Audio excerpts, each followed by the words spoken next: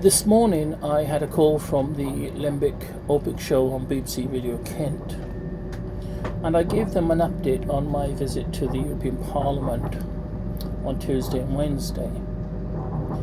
The European Union is not this big monster that we have made it out to be.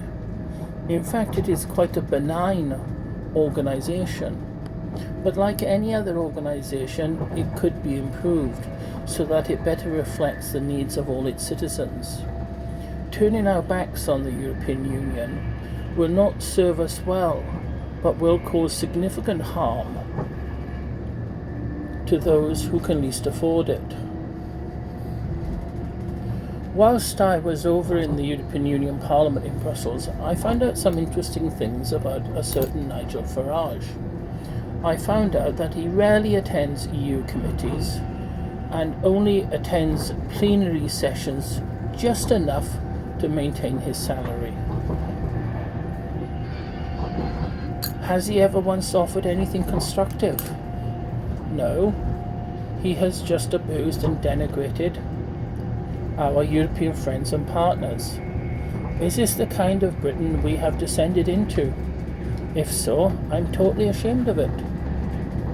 The European Union has brought people together from across the continent, where at one time we were mortal enemies.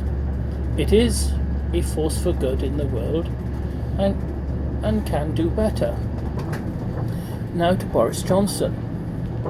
He has appeared on television, spoken in the House of Commons, appeared on social media, spinning the tale that he is negotiating this great deal with the European Union. The truth of the matter is that he has negotiated nothing. It is all subterfuge. It is all deception and untruth. What did Joseph Goebbels say in the 1930s? He said that if you tell a lie long enough, people will often believe it. And this is what is happening. And I would say to people, don't believe the lies, find out for yourself, and you will be surprised.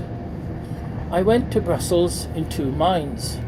Yes, I voted Remain, but I have been thinking for a while, was I wrong? But after I visited the European Parliament, I was sure as I could be that the decision I made was the correct decision. I will continue to argue that case because I think remaining in the European Union is better for Britain and better for our young people and our old people. So I will continue to fight for a final say referendum. Do you know, when I was at the European Parliament, I sat in a meeting comprising mainly of young people from across the EU.